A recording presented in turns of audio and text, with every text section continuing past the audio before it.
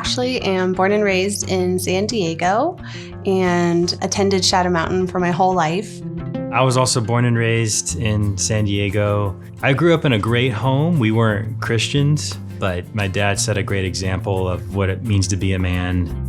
I remember attending Vacation Bible School, and that was my first memory of deciding to be a Christian. I had a lot of seeds planted throughout my life, and it wasn't really until I was out of college, I was working, and I'm in the engineering field, so a lot of intellects, and I had to make a decision for myself, really, what is this? Who is Jesus? And what does it really mean to be a Christian?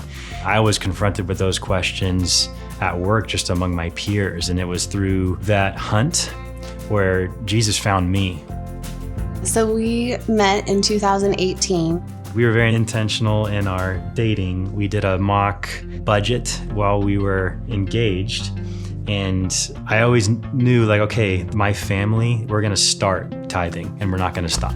Then we got married in 2019. We have two boys. Our older one is Caleb and our younger is Carson. Carson, he has an oral aversion, so he doesn't eat by mouth. So he's on a strict feeding schedule every 3 hours that we have to administer. He has a feeding tube that any common person can't do, or you have to be trained. So it's not like we could drop him off at a daycare while she worked. She was really the only person that could operate the feeding tube. So I haven't been able to be employed outside the home. And my commitment to tithing has been most tested since being on one income as a family, and just feeling like that money would be nice to have.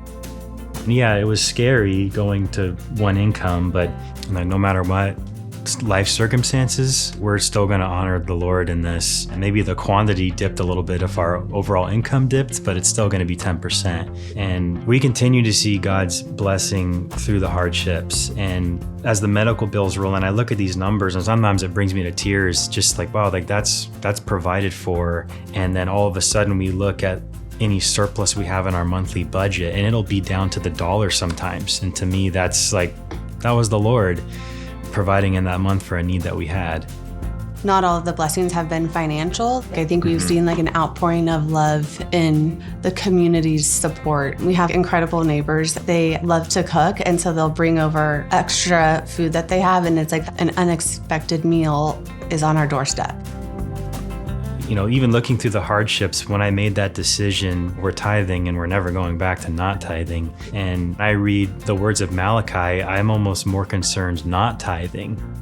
We can be in great circumstances and hard circumstances, but the Lord is always faithful to us. And I think it's great to have a heart of faithfulness no matter what your circumstances look like. So go for it and see what God does. See how he comes through.